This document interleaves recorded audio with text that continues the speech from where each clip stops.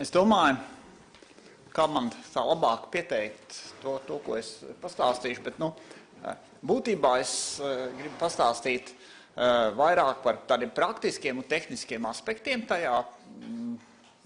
šajā datu vākšanas procesā, par ko mēs visu rītu esam runājuši, un pie reizes arī atkārtot vairākas lietas, jo atkārtošana zināšana māte, un katrs runātājs pastāsta par kādu lietu no citas puses, un varbūt tas vairāk parāda skaidrību par šo, rada skaidrību par šo lietu. Tātad, par ko es gribu pastāstīt, tātad vēlreiz ļoti īsi par to, par kādiem datiem tad mēs runājam, kam mums tos datus vajag. Un vēl tātad mašīnu tulkošana. Patiesībā mēs runājam par to, kā Eiropā radīt labāku tehnoloģiju, mašīnu tulkošanas tehnoloģiju, kas mums visiem palīdzētu ikdienas darbā. Skaidrs, ka tas nekad neaizstās tulku, bet tulki un tulkotāji nekad nespējas pārtulkot to informācijas daudzumu, kas mums šodien ir pieejams. Tad alternatīva ir mašīnu tulkošana, un viss stāsts ir par to, kā mašīnu tulkošanu padarīt labāku, jo no tā mēs visi iegūstam. Un ir svarīgi, ka šie dati ir nepieciešami visām valodām, tā skaitā latviešu. Un ja mēs varam cerēt, ka franču valodai, lietuviešu valodai un igauņu valodai un visām pārējām kolēģi citās valstīs šos datus savāks, vai Eiropā kaut kur, Briselē vai Luksemburgā, tad latviešu valodai tā tas diez vai būs, jo mēs jau vislabāk pārzinām latviešu valodas specifiku, latviešu valodā rakstītos un tulkotos tekstus, kur tie ir pieejami, kā tiem var piekļūt, kā tos varētu izmantot efektīvu mašīnu tulkošanas uzlabošanai. Un šie dati viņi ir pieejami dažādos veidos un dažādās vietās. Protams, ir tie redzamie dati, piemēram, dati, kas ir pieejami tīmekļa lapās. Mums ir valsts pārvaldes lapas, mums ir dažādi uzņēmumu mājas lapas, banku mājas lapas, ziņu portāli un ļoti daudz visāda informācija pieejama tīmeklī, bet tie ir redzamie, un tos, tā vienkāršot runājot arī Eiropā, Briselē kāds varētu atrast un savākt. Tā nav liela māksla, tas ir internetā, to Google savāc, Microsoft savāc, bet mūs interesē arī tie dati, kas nav internetā pieejami, dažādi arhīvi, iekštīkli, iekšējas dokumentu krātuvs, un šeit ir svarīgi saprast, ka mūs jau neinteresē šie dati kā viņa primārajā pielietojumā. Daudz kas, šie teksti ir radīti konkrētam mērķim, biznesa vajadzībai, informācijas nodošanai lietotājiem vai kaut kā tā. Mums viņi interesē, lai dators varētu mācīties. Un gribu nedaudz ieskicēt, ko tad LREC projekts piedāvā un kā LREC projekts redz šo datu vākšanas procesu. Tīri praktiski, ko tas varētu nozīmēt. Datu vākšanā mēs redzam vairākus soļus. Ir darbi, ko viennozīmīgi var darīt LREC konsorcijas, un ir darbi, kur mēs paši neko nevaram izdarīt, kur ir vajadzīgs atbalsts no partneriem, no organizācijām, institūcijām, kam ir teksta resursi, kas var palīdzēt ar resursiem. Pats pirmais solis ir datu identificēšana un atlase. Ja? Mēs nevaram sākt neko daudz vairāk, mēs nevaram sākt apstrādāt tekstus, pirms mēs esam identificējuši, ko tad apstrādāt. Ja? Un jo vairāk mēs identificējam, jo labāk. Pēc tam seko atlase. Kad mums ir skaidrs, šeit mums ir 50 dažādi korpusu avoti, potenciāli avoti. Tad sākās atlase, kur mēs skatāmies juridiskos aspektus. Vai šos datus mēs vispār drīkstam kaut kur izmantot? Varbūt tie satur valsts noslēpumu. Labi, tādā gadījumā nē. Varbūt tie satur kādu jutīgu informāciju, piemēram, par personas datiem. Arī tādus mēs negribam izmantot, jo tas rada papildus problēmas. Bet varbūt, ka šos arī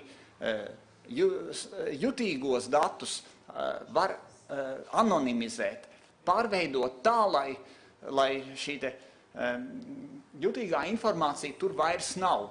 Nu, piemēram, visus vārdus, uzvārdus aizstāt ar Jānis Kalniņš vai Anna Kalniņa. Ja? Tātad līdz ar to visa privātā informācija tur ir pazudusi, tas ir kļuvis anonīms resurss. Un tad, kad šie dati ir identificēti, atlasīti, viņi izpētīti, kāda ir viņu pielietojamība, nākamais solis ir datu aprakstīšana. Ir svarīgi, ka par datiem mēs pievienojam kādus papildus informāciju. Kādā valodā ir šie dati, kādā jomā tas ir, par kādu laika periodu ir runa. Un tās ir tās lietas, ko faktiski var izdarīt tikai datu turētāji, datu īpašnieki. To neviens no ārpuses ar šiem datiem nevar izdarīt. Ne Eiropas komisija, ne kultūras informācijas sistēma centrs, ne tilde, neviens. Tālāk seko tehniskā daļa, kur droši vien ELREC konsorcijas un Eiropas komisija var daudz palīdzēt. Tas ir datu konvertēšana, tīrīšana, sagatavošana tādā formātā, lai to varētu izmantot mašīnu tulkošanā. Un pēc tam atkal iesaistās partneri, jo mēs to varam izdarīt abstrakti, interpretējot šos datus. Taču reāli pārliecināties, ka šie dati ir pietiekami labā kvalitātē, var tikai šo datu saimnieks, īpašnieks, kas zina, kas tie ir par datiem. Vai tur nav kaut kas sabojāts apstrādes procesā, vai anonimizācija ir notikusi pietiekami kvalitatīvi. Ja tur bija kāda slepena vai jutīga informācija, vai tā vēl joprojām nav šajos datos, vai šie dati ir izplatāmi publiski, vai izmantojami mašīntulkošanas sistēmu apmācīšanā. Nu jā, un tad pēc tam jau seko tādas tīri praktiskas lietas, kā datu vēlreiz sakārtošana pareizajos formātos, salikšana datu krātuvēs un tālāk izmantošana mašīntulkošanas sistēmu trenēšanā. Nu tā tad, jā, tas pats tekstuālā formā, to jau es izgāju cauri. Un, ja mēs runājam par datu formātiem, tad jāsaka ir tā, ka ir svarīgs jebkurš datu formāts. Mēs, protams, gribētu saņemt vistīrākos un vislabākos datu formātus, no kuriem viennozīmīgi un precīzi un skaidri var izvilkt informāciju.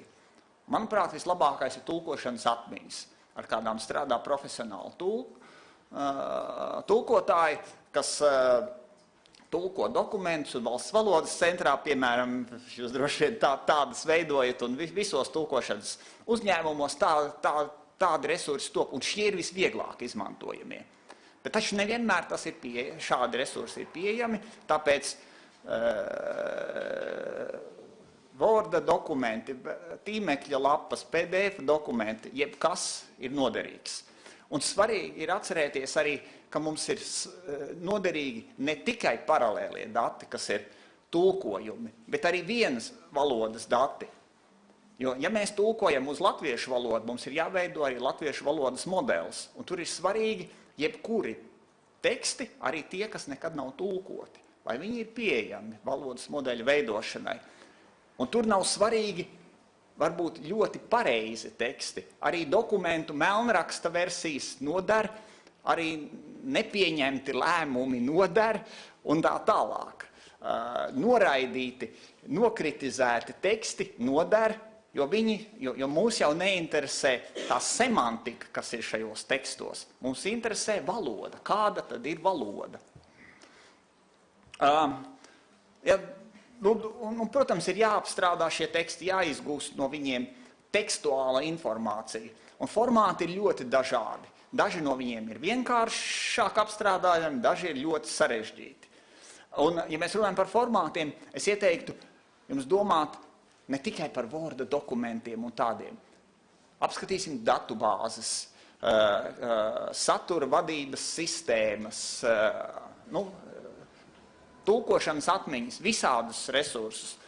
Šie resursi, nereti mēs atrodam tīmeklī kādu lapu, kas ir angļu valodā. Mēs redzam, ka tas ir bagātīgs saturs, kur ir formatējums, kaut kas ir treknrakstā, kaut kas ir sarkans, kaut kas ir slīprakstā, tur ir saites uz citiem dokumentiem, attēli, sociālo tīmekļu pogas un visādas tādas lietas. Mēs atrodam to pašu arī latviski. Tas, kas mums rezultātā ir vajadzīgs no šī, lai uzlabotu mašīnu tulku, mums ir vajadzīgs tikai teksts. Tātad ir vajadzīgi. Mēs no tā bagātā satura paņemam tikai tekstu, kas ir divās valodās. Ja mēs rūpējamies par to, lai kaut kāda slepena vai jutīga informācija nenonāk, nedod Dievs, kaut kur, mēs šo tekstu varam sakārtot pēc alfabēta, lai teikumu secība pat tur nav būtiska. Ja? Ja mēs runājam par šī procesa juridisko pusi, tad pirmais solis ir, visi šie resursi ir jāizvērtē no juridiskā aspekta, vai šādu resursu vispār ir vērts apsvērt, izmantot vai nē. Un tur ir šī satura saimniekam, turētājiem jāskatās, kādas ir tiesības, vai tur ir nepieciešama datu anonimizēšana, un vai šī anonimizēšana, ja tāda ir veikta, ir pietiekama, vai šie dati ir tiešām padarīti anonīmi, tur vairs nav personas datu vai kādu biznesa noslēpumu, vai jau kāda cita jutīga informācija. Par juridiskām lietām kolēģis runās vēl vēlāk, bet šajā brīdī gribu tikai pieminēt, ka tad, ja mēs runājam par datu izmantošanu LREC konsorcija vajadzībām un mašīnu tulkošanas uzlabošanas vajadzībām, ir svarīgi sakārtot šo datu tiesības. Un uz dažiem no šiem datiem viennozīmīgi attiecās direktīva par valsts sektora informācijas atkal izmantošanu, jeb PSI. Taču citi dati var būt licenzējami, un arī šai sakarā LREC konsorcijas viennozīmīgi var piedāvāt savu atbalstu, palīdzību, ieteikumus, kā licenzēt, ar kādām licencēm, jo ne jau vienmēr šādu te datu atvēršana mašīnu tulkošanas trenēšanai nozīmē, ka šie dati kļūs publiski un visiem pieejami, un katrs ar to varēs darīt, ko grib. Šos datus var nolicenzēt dažādos veidos, un licencēšanas iespējas ir ļoti dažas. Šeit ir tikai dažas, ļoti dažādas, šeit ir minētas tikai dažas kā piemērs licenzes. Un tātad LREC konsorcijas var piedāvāt gan tehnisko, gan juridisko atbalstu, ja jūs saprotat, ka jūsu organizācijā ir šādi teksta resursi, kas varētu noderēt mašīnu tulkošanas attīstībai, lai mēs visi kopā varētu radīt labāku tehnoloģiju, tad LREC konsorcijas ir gatavs palīdzēt ar tehniskiem atbalstu, juridisku atbalstu, dažādām konsultācijām par jebkuru lietu un arī datu krātuvi, kurā tad šos resursus ievietot, arī ar datu apstrādi. Jā, un tad tā sadarbība varētu veidoties tā, ka mēs aicinām visas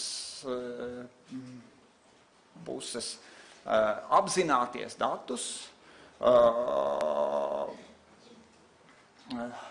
dokumentēt tos, kādi tie ir, Nu jā, un tad tālāk jau apstrādi un tehniskās lietas jau var veikt kopā ar Elrek konsorciju.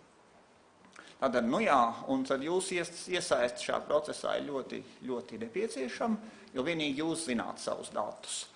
Un no ārpuses varbūt arī pavisam nekaitīgiem datiem, par ko kurus jūs labprāt varētu dot visiem, bieži nav piekļuvs vienkārši, jo viņi ir kaut kādos arhīvos, viņi ir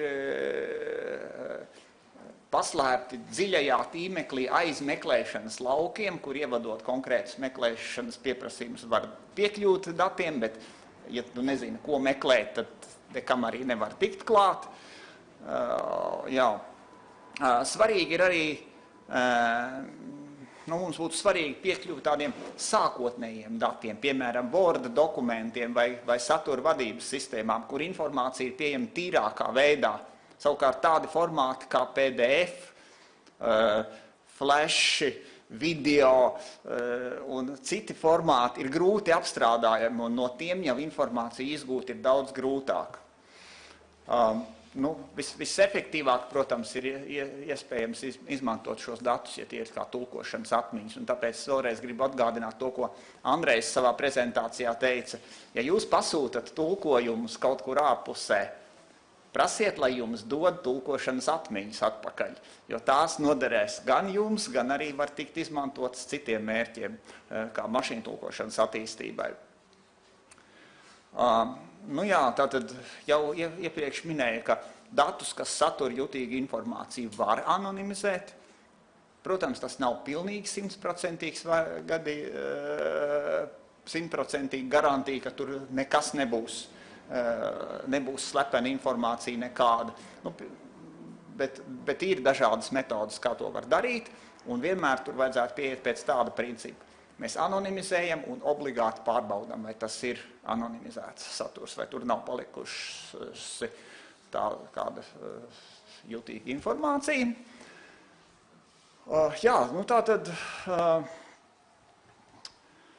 Tātad esošu datu, teksta datu izmantošana ir ļoti efektīvs veids, kā uzlabot mašīnu tulkošanas kvalitāti.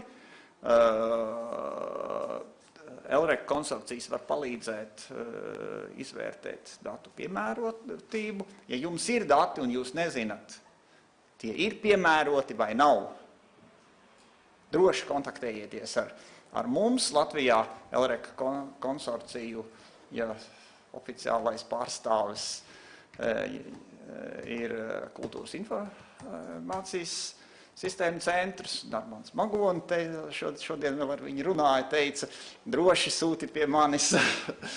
Mēs palīdzēsim izvērtēt, arī Elrek konsorcijas un Tilde ir gatavi tajā iesaistīties. Un nenovērtējiet par zemu tos valodas resursus, kas jūsu rīcībā ir. Plānojiet, kā tos var izmantot ne tikai tam primārajam mērķim, kāda viņi ir bijis viņus radot, bet arī tehnoloģiju attīstībai, jo no labākām tehnoloģijām mēs visi esam ieguvēji. Un Elrek konsorcijas piedāvā palīdzības dienestu un atbalstu. Šeit jūs redzat konsorciju mājaslapu, kur jūs varat meklēt informāciju. Šeit ir arī datu krātuve, kur var ievietot resursus, kas varētu būt noderīgi. Ir arī palīdzības dienests, kur var zvanīt, rakstīt, skaipot, dažādi citādi sazināties. Ir fórums, kur var uzdot jautājumus un diskutēt. Paldies. Un tālāk. Edvards par terminoloģiju.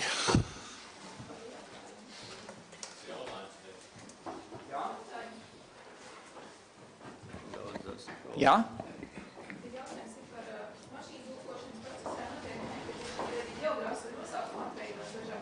Jā, noteikti.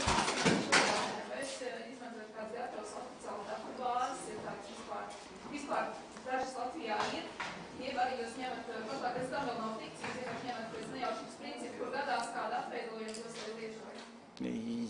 Jā, ļoti labs jautājums. Jā, tad, ko mēs darām ar ģeogrāfiskiem nosaukumiem un kā mēs ģeogrāfiskos nosaukumus tulkojam mašīntulkošanas sistēmā? Jā, no kādiem resursiem?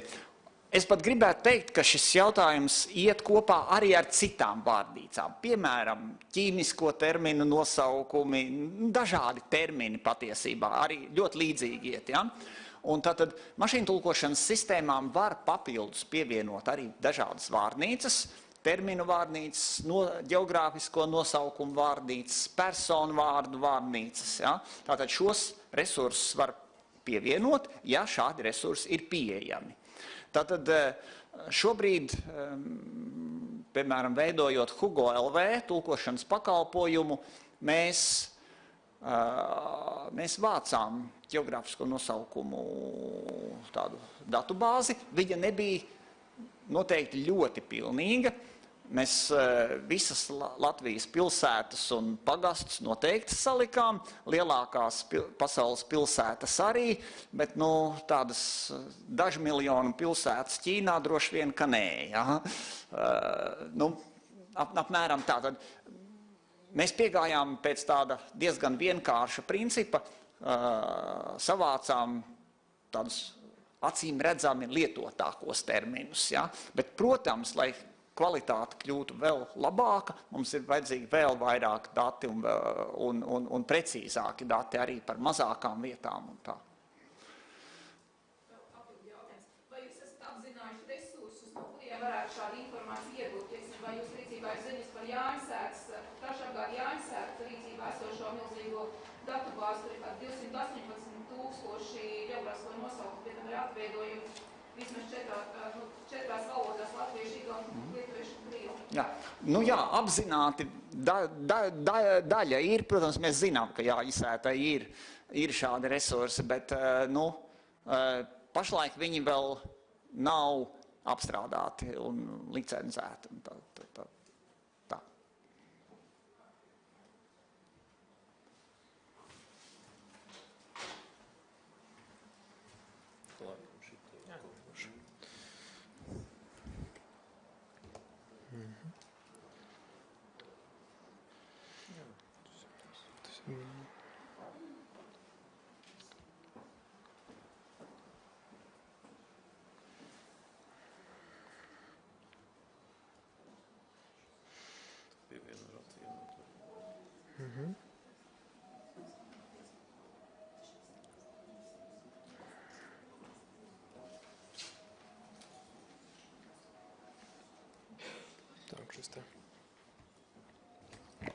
Jā, paldies Raivim par prezentāciju. Nākamais prezentētājs būs Edvards Caun no Varam. Edvards arī ir Akadēmijas termoloģijas komisijas ITT apakškomisijas priekšsēdētājs. Īsumā, kā Raivs teica, Edvards par terminoloģiju. Jā, bet izmantošu izdevību arī pateikt vismaz vienu komentāru par to, kas izskanēja šī pasākuma pirmajā daļā. Par to, ka šos valodas resursus var izmantot multilingvisma, jeb daudzvalodības veicināšanai Eiropā, publiskajiem pakalpojumiem, jo tas ir viens no tiem dzinējiem, kas varētu būt, lai vispār šīs tehnoloģijas veidotu un ieviestu un finansētu. Un es arī biju viens no tiem, kas šeit Latvijā veicināja fizisko Hugo ieviešanu portāla Latvija LV.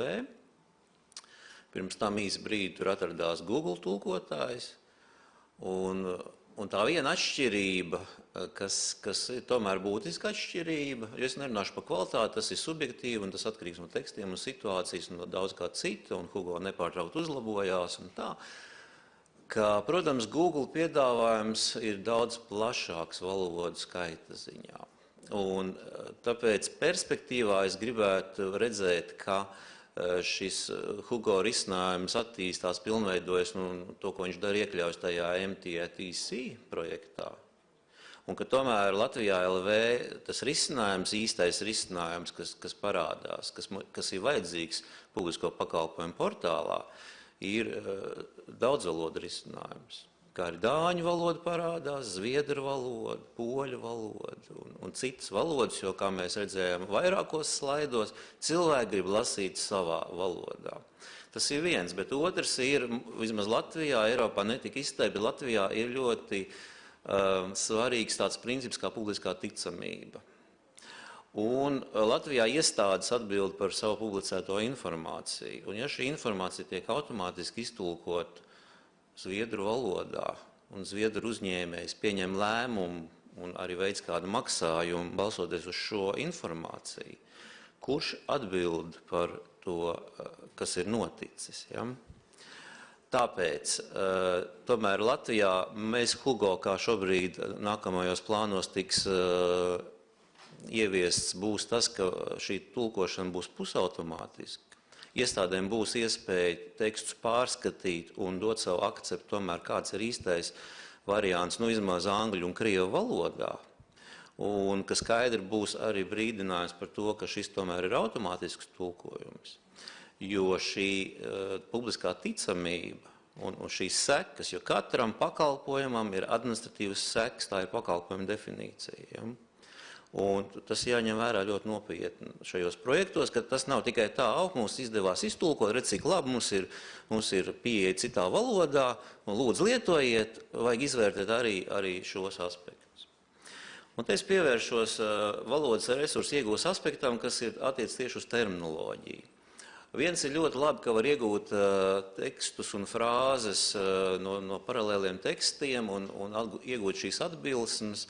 Bet tad jautājums ir, cik lielā mērā tiek ņemta šī paša nozars terminoloģija, vai tekstos, kas ir izmantot, vai ir pareizie termini lietot, un vai tad viņi tālāk šie, strīdīgie varianti neparādās tulkojumos, kas jau tiek piedāvāt plašai publikai.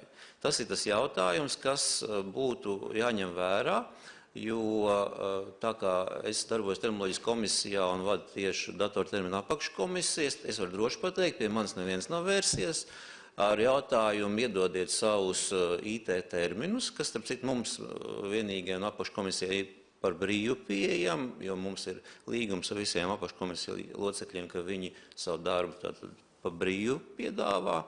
Bez saistībām. Tātad, un šie termini, ja ir kādi datortermini, es nezinu, no kurienes tie, kas izstrādā šīs mašīnu tulkošanas sistēmas, no kurienes viņi tiek ņemti. Ja? Par to ir vērts padomāt. Terminu loma, kā tik jau pieminēts, ka Latvijā oficiālais status ir, ka tādi, kādi ir termini, viņi ir jālieto vienotā sistēmā, un tas ir tas ideālais, kā tam būtu bijis jābūt. Realitāte ir, ka terminu avoti ir ļoti daudz un dažādi. Viens ir tas, ka tad, kad mēs veidojam terminu datubāzi, toreiz Ekmaņa kungs, akadēmijas prezidents, viņš uzdeva jautājumu, bet cik liela tad būs tā datubāze, cik tad vispār ir terminu latviešu valodā? Un šo jautājumu, protams, neviens nezina atbildi. Ja? Tāpat kā neviens nezina atbildi, cik ir vārdu latviešu valodā, jo pat ja visas vārdnīcas, pat ja cik ir tezaurā daudz ir salikts un visur citur, pat ja salikt visas vārdnīcas, pat arī vecās vārdnīcas un senos tekstus, mēs nedabūtu visus tekstus, visus vārdus, cik viņu ir. Tāpēc, ka tikai neliela daļa parādās vārdnīcās.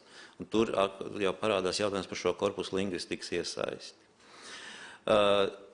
Latviešu valodā termini rodas, tātad nozara terminologi izstrādā savas vārdnīcas un kādreiz sapublicēja papīra formā, un tas bija tas augstākais punkts viņa darbībā. Un tā kā bija Eirotermbanka projekts, tad liela daļa šo vārdnīcu tika digitalizēts. Pirms tam liela daļa tika digitalizēts, jau to darīja Mākslīgā intelekta laboratorija un izmantoja tulkošanas terminoloģijas centrs, tā milzīgā vārdnīcu kopa, kas veido faktiski bāzi visām tām, kas šobrīd pastāv Latvijā, bet tas darbs būtu vēlams, ka viņš turpinās. Ja? Tāpat tās ļoti daudz termini mācību literatūrā, un šie termini neatrod ceļu ne datubāzēs, ne vārdnīcās. Viņi tur vienkārši ir un tiek epizodiski lietot, un viens pasniedzējs lieto vienu citu. Speciālā literatūrā, dažādās publikācijās zinātniskās, jā, aprakstos, rokas grāmatās, visur parādās šie termini. Visi šie avoti patiesībā nekādi nekur netiek apgūti, apkopoti un nenokļūst vienā vietā, vienā punktā. Tas viss ir ļoti izkaisīts šobrīd. Un milzīgs, vērtīgs terminoloģijas avots ir valsts iestāžu visražotā tekstu jūra. Visās ministrijās un aģentūrās un inspekcijās un visās valsts iestādēs top tūkstošiem un desmitiem un simtiem tūkstošu dokumentu, un īstenībā pat, ministrijas iekšienē viņi nepārāk ir pieejami un apzināmi, kur vēl valsts mērogām. Tā vai citādi termini, kādi viņi ir, viņi nokļūst terminu datubāzēs. Jau runa gāja par to, ka Latvijā viņu, diemžēl, ir diezgan daudz. Ja mēs Googlē skatāmies vārdu terminu, tad pirmais, kas parādās, ir akadtermi, un tad otrais ir vai Valsts valodas centra vai terminu Letonika LV. Šeit mēs redzam terminu tilde LV un terminu Letonika LV ir tie domēni, kas it kā ir neatkarīgi, bet dod vienu produktu. Izmantot izdevību un tildi aicināt apkopot tos zem vienu ar kaut kādu redirektu vai kaut ko, jo šobrīd tie ir neatkarīgi, parādās un turpina pastāvēt. Jā, te ir tātad Eiropas datubāze, kura tiek izmantot, bet par kuras mazliet dažs vārds teikšu vēlāk, un Vārden LV ir šobrīd viņai tāds, jāsaka, rotaļīgs nosaukums, bet kādreiz bija nosaukums LocalDB, un tā ir vārnīca, kurā tiek apkopota informācija par lokalizētajiem produktiem. Firefox un Linux un dažādiem šiem produktiem, kāds ir atbilstams latviešu valodā, komandām un frāzēm, to var tur atrast.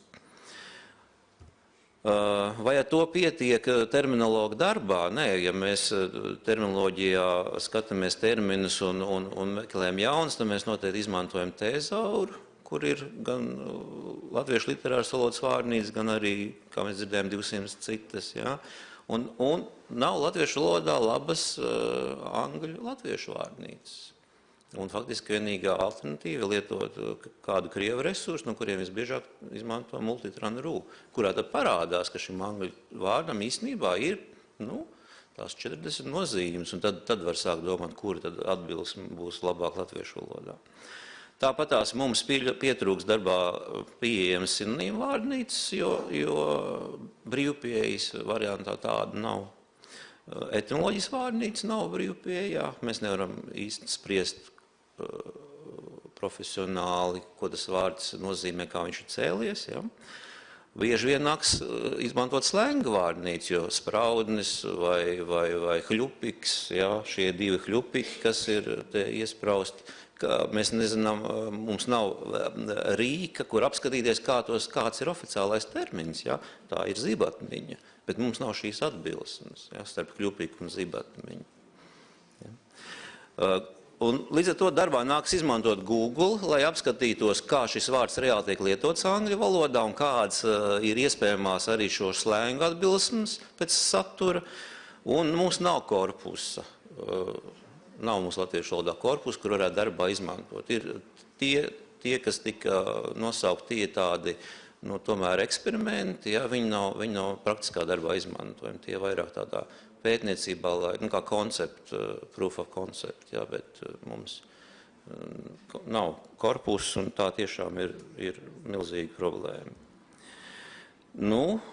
Ja tulks nonāk šajā juceklī, tā kā abi tulkošanas mūsu speciālisti teica, ka studenti arī prasa, ko tad viņiem lietot daudzās vārnīcas, ja, daudzās datubāzes, daudzie varianti, nav saistības ar tulkošām vārnīcām, jo mūsdienās tomēr tā saistība ir daudz ciešāka nekā tas bija vēl 10 gadus atpakaļ. Tagad faktiski nedrīkstētu būt atsevišķa angļu latviešu vārnīca, un kurā neparādās arī visu nozaru terminoloģiju. Manā skatījumā tas tā vienkārši nedrīkstētu būt, bet tas tā it kā ir, joprojām cenšas tās lietas atdalīt. Bet praksē, kā es varu zināt, kurš tad vārds ir termins un kurš ir vienkārši vārds? Ja? Un tad man jāuzmina un jāskatās vairākās vārnīcās. Ja to visu gribētu apvienot, šīs kaut vai terminu vārnīcas vispirms vai terminu datu bāzes, tad, protams, ir dažādi šķēršļi. Un galvenie šķēršļi, es teiktu, ir 2. un 3. punkts. Nav labās gribas un nav arī naudas ar domu, ka, ja tas būtu projekts, kas dot iemeslu apsēsties pie viena galda un nospraust kaut kādu konkrētu mērķi, jo tā apvienošana jau arī tur ir daudz arī loģistikas lietas un programmēšanas lietas, un tas nav tā vienkārši grib iedod, izdara brīvā laikā, kaut ko tur nokonvertē 200,000 terminus un viss ļoti pats no sevis notiks. Nē, nenotiks. Ja? Jo tas pats jāta piemērs, kas šeit ir, varbūt ir redzams, varbūt nē. Jāta ir šāds šķirklis. Ir. Uz to es uzdūros, ka es mēģināju jāta ievietot akadēmiskā termina datubāzē, un tad jautājums, vai šo man nopietni uztvert kā terminu un tiešām tur likt. Ja? Un šādu ir daudz. Ir arī termini, kur pa vidu ir semikoli, ir termini, kuros nav ievērot terminoloģijas principi ar domu, ka valodas dažādie varianti var būt gan atsevišķā rindā, gan atdalīt ar komatu, gan atdalīt ar semikolu. Ja? Teiksim, sinonīmiskās atbilsmes kaut kādam terminam vai alternatīvās iespējas, kā viņu var tulkot. Un līdz ar to šobrīd jāta ir ļoti labs resurs, tur ir vairāk kā 20,000 termini, kas nav nekur citur, bet jautājums, vai viņi tā vienkārši var ieviest kādā no esošajām datubāzēm vai piedāvāt, integrēt, ir atklāts, jo viņš neatbilst mazliet kaut kādiem tādiem, varētu teikt, Latvijā pieņemtiem terminoloģijas standartiem.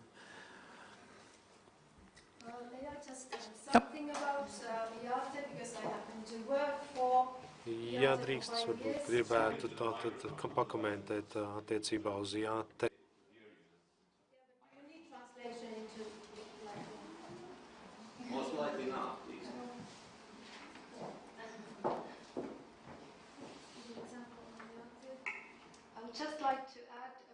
Es gribēju tikai tātad piebilst attiecībā uz jāte, šo te piemēru izmantoto jāte tika izstrādāta tulkiem, kas strādā Eiropas Savienības dienestos, un šis rīks sākotnēji tātad tika izstrādāts tieši šādiem mērķiem, nebija paredzēts sabiedriskai izmantošanai, un, protams, ka savulaik tas arī radīja daudz noved pie lielas šūmēšanās, un principā tātad runa bija par to, ka tika izveidot datubāzi, kurā bija tāda standarta frāze, tātad vārdu salikumu, kas bija jāizmanto obligātā kārtā tulkiem. Tā kā, protams, ka tādā ziņā tātad tā nav tāda tradicionāla, tā neievēro tātad šos te tradicionālos terminoloģijas veidošanas, noformēšanas arī standarts, bet tātad mērķis bija panākt to, ka tiek izmantot viena tās pašas frāzes. Jā, es saprotu, ka tas ir īpaša veida tātad resurs, bet ir baigi grūti, teiksim, atlasīt šos te terminus. Ir pilns, terminu saraksts, kuru importējot, jeb pārceļot, rotās šādi pārpratumi. Mēs varam, protams, samazināt šo te tvēru, mēs varbūt varam likt atmest tātad šos te ierakstus, kuros ir koli un semikoli, bet tātad šajās definīcijās ir koli, semikoli, un tas apgrūtina jāte izmantošanu. Jāte, teiksim, pilnībā šobrīd neatbilst terminoloģijas izstrādes standartiem. Jā, es pilnībā piekrītu, bet, jāsaka, arī tās te pamatā esošā tehnoloģija ir tāda novecojusi. Es kopumā piekrītam, ko jūs sakat. Jā, es tikai gribēju šo skaidrumu sniegt. Un tad es gribētu arī nobeigt ar to, ka mēs varētu šo ELREK programmu un vispār šo aktivitāti, ka tiek attīstīts vienotais digitālais tirgus, un tam ir nepieciešams daudzvalodu atbalsts. Mēs varētu izmantot vienlaikus arī savu vietējo nacionālo valodas resursu sakārtošanai un savstarpēji vienošanos dažādu panākšanai un savu centienu koordinēšanai un vispirms jau tīri apzināšanai, jo vienalga šajā jomā cilvēki, kas darbojās, īsti nezin, kas notiek. Ja? Un nav tāda īsti fóruma mums iekšēji Latvijā, lai šo lietu attīstītu un lai tie centieni būtu kaut kā koordinēti. Un šis varētu būt viens no tiem veidiem, ka tā kā ir kaut kādas konkrētas aktivitātes Eiropas kontekstā, mēs varam nākt kopā un skatīties, ko mēs varam izdarīt. Tur ir visi tie licencēšanas jautājumi, autortiesības, jo tad, kad veidoja Eiroternbanku, daudzi autortiesību jautājumi, faktiski visi, tika atbildēti. Mums ir skaidrs, kas notiek ar terminiem, autortiesību jomā, mums ir skaidrs. Kas notiek autortiesību jomā ar korpusiem, mums nav skaidrs. Un šo jautājumu vajadzētu ļoti skaidri arī atbildēt, lai var iet uz priekšu, lai var lietot vai nelietot kaut kādus tekstus. Un vajadzētu tātad, viens no ierosinājumiem, ka ir terminu kolekcijas, kaut vai ir vārnīcās pieejamo šķirkļu virsraksti, ja es, teiksim, skatos Tezaura virzienā. Kaut vai, ja varētu Tezaurs publicēt sarakstu ar to, kādi vārdi viņiem ir, un ar saitēm, uz kuriem tad klikšķināt, lai tos varētu redzēt. Ja tas vien jau ļautu analizēt ļoti elastīgi, vai tāds vārds vispār ir latviešu valodā, ja? Tad visi šie dažādie rīki, kas nodrošinātu vārdu locīšanu un tam līdzīgi. Ka to un citu varētu piedāvāt atvērto datu veidā, jo šī CIA direktīva un valsts iestādēs mēs nopietni uz to virzām, jo varam kā koordinējošā institūcija tieši digitālajā jomā Latvijā. Ja? Visos ERAF projektos tā būs prasība, ka iestādēm būs jādod atvērto datu veidā dati, ja viņi grib ERAF naudu. Tieši tik vienkārši. Un tāpēc tas būs milzīgi labs tāds stimuls. Bet tur vajag arī to jau, kas ir, padarīt pieejami, jo daudz ir šis atkal tas institucionālais kaut kāds, tas, kā Baltīkungs teica, tāda neskaudība, tāda nesadarbība brīžiem. Ja? Un kompetento institūciju termini šobrīd tā īsti nopietni tomēr netiek publicēti. Tā skaitā neparādās ātri pieejami vārnīcās Latviešu valodas ekspertu komisijas lēmumu. Es domāju, Tezaurā mēs neatradīsim to, teiksim, ka tītenis attiecās arī uz to vistas vrapu, ja? un dažādiem, daudz citu lēmumu, kas ir bijuši vai par to pašu bildu vai pašu foto un tam līdzīgi. Un tas pats attiecas arī uz vienotru terminoloģisku komisijas lēmumu, ka netik ātri parādās viņu datubāzēs, jo atsevišķi apakškomisijas savus lēmumus sagatavo pārskatāmā formā, un mēs viņu varam iepublicēt, un cita atkal neparādās. Un pēdējais, ka mūsu vajadzētu terminoloģijā korpus lingvistikas atbalstu, jo mūsu, kā es teicu, korpusu nav. Mums nav iespēja analizēt, kā vārds īstenībā tiek lietots, un mēs nedabūjam atpakaļ to saiti, kā īstenībā latviešu valodā kaut ko sauc, vai kurš vārds ir iegājies, kāds ir tendences, kurš vārds izzūd, kurš parādās, kāds jauns vārds, kā mēs uz viņu reaģēt. Mums nav šīs saites. Arī varbūt šī būtu tā iespēja, ka mēs tādu varam iedibināt. Paldies.